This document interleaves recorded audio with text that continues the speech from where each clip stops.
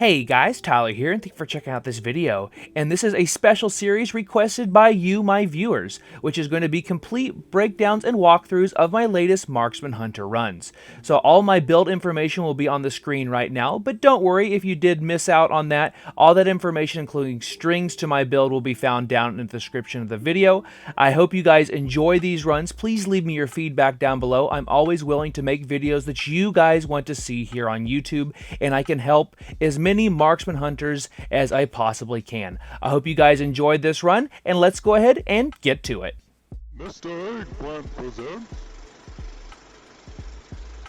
So thanks for checking out this video, and this is going to be the next in this series, which is going to be just me going through some of my hierarchies that I've done over the last month or so. And this is going to be a +22 timed Atal'Dazar, and we do 2 chests this. And this is during the Tyrannical, Volcanic, and Sanguine week. So we're going to go ahead and pull this little trash of the little Sauralids, and then Razan, and we are going to go ahead and Lust here. Unfortunately, our Dark Jester, our Havoc Demon Hunter, did DC there, because, you know, zoom, zoom, zoom, moving too fast. But that is a-okay. We made quick work of this key, honestly. So here I went ahead and used all of my cooldowns to start out, and then Razan does have that fear that he puts out. I go ahead and I just use my turtle on that, and I don't have to worry about leaving line of sight. Otherwise, if you do want to leave line of sight there, try to use your rapid fire just before you do hit line of sight. That way you can still be doing damage while you are hidden. So here we're just going to be trying to melt Razan as quickly as we can. Dark Jester is still not back, although he will be here very soon. So this is taking a little bit longer than it normally would.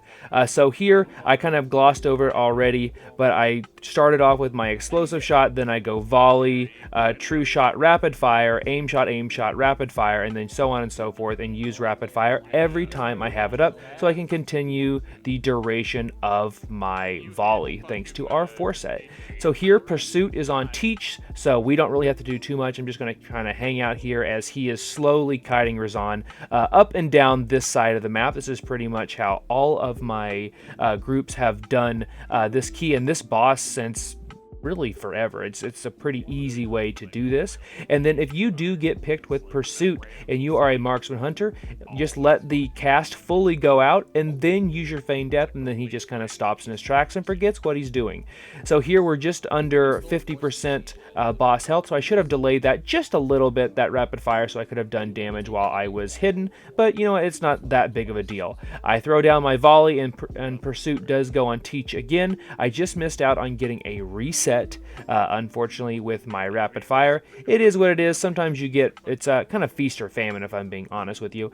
And so now I'm looking at my cooldowns right now, and I'm trying to figure out, what should I do? Should I hold on to it? And should Teach get absolutely annihilated by the last second of Pursuit?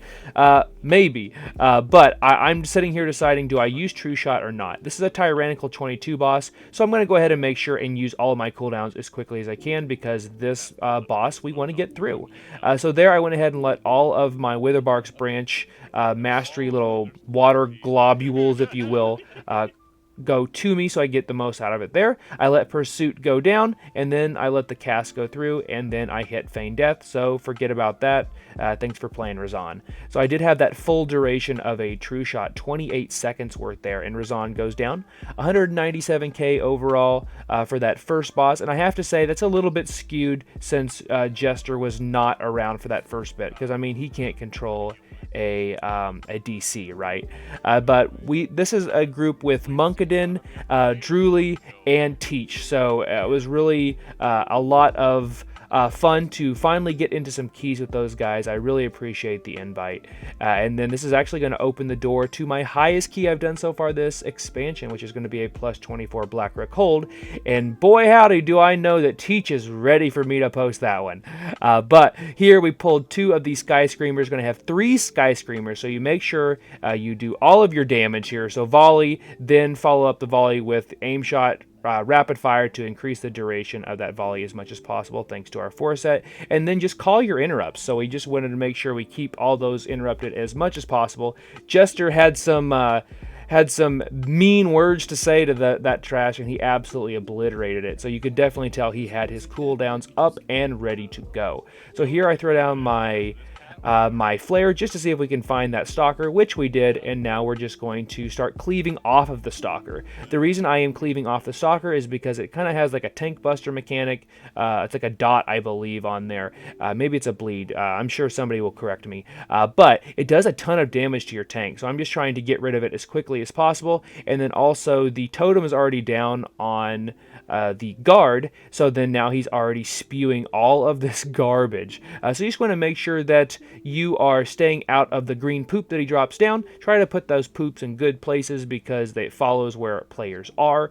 And then also, this is more of a tank thing, but we just want to make sure that the guard is not standing in the sanguine pools because, of course.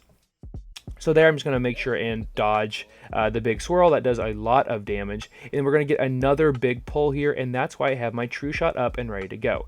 So there, I started off with getting my trick shots thanks to my multi-shot. Then I did true shot. Then I followed it up with rapid fire to extend that duration, and then it just goes aim shot, rapid fire, aim shot, rapid fire. Throw in my explosive shot when it does come up, and I am just melting the stalker so we can get it out of there as quick as possible, while also interrupting the Witch Doctor. Witch Doctor does a lot of damage. It can also CC your group. It's a polymorph technically, but you don't want that to go out on somebody, and you don't want, for example, if this was a fortified week or we had raging or something like that. I guess raging doesn't work the same way it did. Either way, you want to make sure and get those Witch Doctors interrupted because they can just flat out one shot your clothies or your marksman hunters because we have cloth for skin as well. So there's the hex. We want to make sure and interrupt that. And now I'm just going to continue to try and get the longest duration of volley as possible. And by doing that, if you have rapid fire up, just use it. And then you have a chance every time you use your aim shot, like you just saw there, to get you a brand new shiny rapid fire. And it's double tap. So it does a lot of damage, a lot of crazy damage, in fact. So here we still have the stalker up. So I did not focus the stalker. I'm realizing that at this point. So I want to make sure and get him killed as quickly as possible. And then we are looking at cooldowns. We have 30 seconds left in our true shot. That's the main cooldown for a marksman hunter. So what I want is to have that up for the boss. So at this point, I'm asking what we're doing, how we're going to be pulling this last little bit. So there, I had trick shots up from the previous pack. So I went ahead and I used my rapid fire right away, which gave me volley, which then allowed me to start my cleave without using a multi-shot GCD. So we're just going to interrupt the Venom Blast where we can. Again, that's one of the big interrupts on these pack. That and the I think it's Unstable Hex. While you're also killing the totem, so you can start actually doing damage to the guard because he does. I guess he just not necessarily he doesn't take damage. He just fully heals if the totem is still up, much like what Vocal does. So here, Honor Guard is almost down. I'm going to kind of stay away and drop the poop in good places. Don't get hit by the explosion. And now I have True Shot up, and so we're going to go down below here and go ahead and pull the invisible guys. You can always use your flare, and we're going to do a big pull here. So I'm going to go use my True Shot because I know I want it up for the second half of Vocal, so that's in my brain right now. And I'm going to go ahead and do my AoE opener rotation here, doing a lot of good damage. And then we stun the bulwark, so they're all taking full amount of damage. And don't want to stand near the trash because they do that tank stun. It doesn't always pick the tank; it picks the closest target. So if you're a DPS, probably going to get picked. So we did a great job of making sure the Sanguine did not follow us up here, and they made this pull just a little bit easier here for Season 3 of Dragonflight Mythic Plus. So I'm just going to go ahead and cleave off of Witch Doctor. The guard is already ready to go. We're going to interrupt the Hex. Luckily, it was on me, but somebody else got it, so thank you guys. And then I'm just saving all my cooldowns now for the boss, because the boss is a tyrannical boss. Now, Vocal, Razan, and honestly, the Priestess are not very difficult. Well, I take that back. Vocal can be if you don't interrupt. But as long as you have the damage and everybody's moving, not standing in poop and interrupting, he pretty much kills himself. Literally. And the Priestess isn't too difficult, and neither is Razan. The Yasma encounter, on the other hand, is a whole different beast. And is the main reason I do not like this dungeon. Otherwise, if Yasma was not the final boss, I would probably love this dungeon. So alright, so we are figuring out who's going on what totem. So I tend to pick the far totem, and you want to kill the totems at roughly the same time, because otherwise they full heal and you pretty much wipe. So what I'm doing here is I'm staying over here close to Teach and close to my healer. That way I'm not outranging them by standing over near that totem. And I'm not using any of my big cooldowns. And I guess by any of my big cooldowns, I mean True Shot. So I would tend to hold Volley here as well, just so I can have Volley up with True Shot, so then I can be extending that volley, because otherwise I have no other way to get volley out on the boss. So we're looking at totems. I'm actually the totem that's behind. That tends to be the case since I don't use my main cooldowns there. Maybe I should be doing that in the future, but for now I figured that this had been working, so why change it? So now all the totems are down. Vocal says you will die with me, and we're going to go ahead and lust here in just 1 second. So I throw down my volley, use my True Shot, and now we are off to the races, and Vocal will slowly help us kill him. So here I am lagging behind the group just a little bit while still extending the volley with my rapid fire, and I'm just going to go ahead and just use my cooldowns. I'm going to send everything. I'm trying to bring all the poop behind us where we've already been. That way I'm staying in range of my healers or my healer, and I'm also still extending that volley, and I am putting those in good places. So there's going to be one last extension. Unless I get lucky, I'm probably going to say that's it. And that looks like it was a pretty long volley. I think we got almost 30 seconds worth out of that, so that was not too bad. The stench is what you have to interrupt, because it does put that disease dot on everybody, and then I'm just going to continue to do my regular rotation. I'm just trying to not overlap with people. It does help that we have quite a few ranged. I guess technically Monkadin is in, Dan, I should say, is in melee doing damage because, of course, he's Monk. But we had the luxury of having 2 range, so we could kind of stand out here where we pleased. If you have a bunch of ranged or a bunch of melee, it can actually be difficult, but there I used my Tiger just to get out of harm's way, since there was kind of some poop covering over the area. And Vocal is almost down. I have 30 seconds left on my True Shot, which is right around where I thought it would be. Alright, so down goes Vocal, so we have 2 of 4 bosses down. So now, normally I am, first off, better go ahead and repair my gear, because that happens to me far too often. But normally I'm used to having a big pull here where we don't, just because of how we pulled this. So we're going to go ahead and pull both Sky Screamers, make sure that one interrupt goes out. Then I'm going to go ahead and throw down my volley. Then I'm going to throw down my binding shot, and then I'm going to use my big cooldowns outside of True Shot, because I know we're going to be doing a big pull here in just a second, and this one is frankly almost dead already. And then obviously this is a volcanic week, so try to not soak those volcanoes. I usually do a pretty good job. Once in a while I kind of space out, but I will say also, once in a while it gives me like 8 of them, and that's never a good thing. If 1 or 2 could do a lot of damage, I can't imagine what 8 does. So here comes the Sky Screamer down from up top. Gonna pull the other one from this side as well. I don't remember if he does a big pull or not here. I don't think he does, and by I don't think he does, I mean of course he does. I love big pulls, so thank you for that. So I use my True Shot at perfect timing to throw down my volley. I almost eat it here, use all 3 of my cooldowns that aren't named Turtle, and then I'm just going to continue to extend that volley, and we see a lot of damage happening very, very quickly, and we still have all of our cooldowns rolling. So I'm going to take it into this boss. I'm going to go ahead and get on the Augur first, and then I'm just going to do the rotation as normal. I got a nice little extension to my volley. There I took my, I don't know if that was my first volcanic, but I did end up taking one there. So we are falling off just a little bit here, but I'm basically recouping my cooldowns and already thinking about what I need to do to have my cooldowns up for the Priestess. Since it is a tyrannical week, she's not, I don't want to say she does a ton of damage, but if you do all of her abilities correctly, you jump into the blood pools when you're supposed to. You don't like go ahead and heal her extremely for extreme large amounts. She's usually not that difficult. It's more of a can you do mechanics type thing. So I wish I would have had my true shot here. This was a really juicy pull. I was not expecting this entire pull, but I don't know why I didn't expect it. Either way, it was good that I used my cooldowns earlier, and by cooldowns again I mean true shot, because otherwise I won't have it up for the boss. And the bosses are more important right now because they're tyrannical, and it's a 22, and I'm not used to doing a 22. In fact, after this key, we get a 24, like I said earlier, and I was definitely not ready for that key.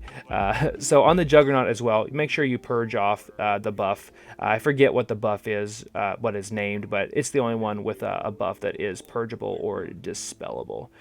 So we got a couple of just one-off guys over here, and by a couple I mean 3, and the Priestess. Obviously the Priestess does the same abilities that the boss does, but you can see here my goal was to have true shot up for the boss, and I have it up for the boss. So we're going to finish off the Priestess and the Juggernaut, interrupt the Fanatic's rage if at all possible. And Merciless Assault tends to go to the farthest target, but not always. I think it used to go always to the farthest target, but once in a while it did not do that. So my brain is a little bit foggy from all the way back in BFA. But here we go. We have the Priestess. We have 5 minutes left on our sated debuff, so we know we're not lusting this. That means we're going to lust Yasma anyway, because Yasma sucks. And she has 100 million health, so let's go. So here I'm going to start with the rapid fire. Don't know why I did that, but oh well. So then I used my explosive shot. Then I used Death Chakram Volley. I threw my trap up top there, so we don't have to worry about the ad at all. And then we are just going to go to town on the Priestess. Unfortunately, I messed up my rotation early on there, so you can see I don't have Volley up now like I should. So that was kind of on me more than anything. But I would go ahead and grab my blood pool. I'm going to use one of my cooldowns, use my my pocket heal, and then she's already at 52%. So again, she melts very quickly. 2 of these bosses actually help you kill them. So here I'm going to go ahead and throw down my trap up there once again, and then we are at 46% on the boss, and we're going to have another transfusion phase here in 1 second. So I'm calling basically which blood pool I'm going to take. So everybody else took theirs early, so I'm going to go ahead and grab mine now, use my other cooldown. If you use a defensive cooldown, it, for one, helps the healer tremendously, but it also doesn't change how much damage she takes. So that's very important. It's always good to use a combination of Bear and Exhilaration, then even Turtle, and I would use Survival of the Fittest first, and then I would use Turtle as a last ditch effort. So here, Priestess is going to go down. Got some good damage on that boss encounter. I always like to see that green bar being on top. And then particularly on a single target encounter. And now we have all of our forces. We have 12 minutes left on that timer. And I'm going to make sure not get burned to a crisp here. Not pull the stuff in the middle, since Drexit pulls the stuff in the middle, but these guys did not. And we are headed to Yasma. So again, Yasma is not my friend. I know how to do the fight. I know that you want to keep the spiders basically going in like a train circle around the encounter space. Unfortunately, it doesn't always happen, and it's very easily something that you can get screwed up. So that's kind of what happened in this run, but it wasn't anything that was, like run killing, basically. Everybody did a really nice job, long and short of it. So Yasma has 89 million health. That's quite a bit. And we have 3 minutes left on our sated debuff. So here I'm just going to do my normal opener just like normal. And I'm going to go ahead and use all of my cooldowns. So I use True Shot, use everything. And then I'm just going to get my extensions to my my volley. So there I threw down my binding shot so we can just melt those ads, because otherwise they're doing damage to us while they're out. And then we have the first set of spiders. So here, I lost my volley, unfortunately. It is what it is. Got a decent amount of burst off there at the very beginning of the fight. And now we are just going to settle in, and I'm actually out of position. I should have been much closer to the boss there, so that's why I do get split. And if I remember right, I do get split for most of this encounter. So there's Racking Pain that goes out that is no longer interruptible. Still don't know why that's a thing. Blizzard, please, why does it have to be this way? But we're going to move all of these guys to the middle. I'm going to throw down my volley here and then get one aim shot off, and that's usually enough to take them out if everybody else is doing some sort of big cooldown as well. So here I went ahead and I tried to reset myself in where I was going to be in basically just mirroring the boss and just staying back as much as I can. I'm probably out of range of my healer there, so I moved up a little bit. Unfortunately, I brought a spider with me. But I'm just trying to stay close and make sure that the spiders are behind me and not in front of me. So we're kind of out of sorts right now, but I'm going to go ahead and use my binding. You should have binding up for every other one. And we have 25 seconds left on our sated debuff, and here comes a racking pain. So I made sure and used my bear, so I got a little bit of bonus health. So here we have 50% of Yasma's health left, and this fight already feels like it's taken freaking forever. So I should not be standing where I am. I should be much closer with the group. That way, or as you just saw, we had spiders that are already out of sync, and but we did a decent job and managed to kind of right the ship just a little bit here. So we have all of our cooldowns going. We absolutely annihilated this stuff. We have 9 minutes left on the timer. I'm going to try to reset just like I did before. 36% health on Yasma. I'm going to extend my volley as much as possible and do as much damage as possible and also try not to die, because a DPS that dies does 0 damage. So I would rather just stop attacking the boss entirely. About put myself in a bad situation there, so I kind of backed out there while still doing damage, and then I'm again away from the group, but I'm in a, for the most part, safe place. So here I'm going to go ahead and use my cheetah to get over next to everybody else. I'm going to use a heal hopefully here in just a second. Tyler, use a heal. There you go. And now we're at 20% on Yasma. So here I'm not sure. Yasma is in her little like enclave there, so we're probably going to be moving her out as quickly as we can. We just did lose Teach, and if you lose a DPS, it gets bad really quickly. We did lose a healer as well, but we're at 10 million health left on the boss. We're down to 9 million.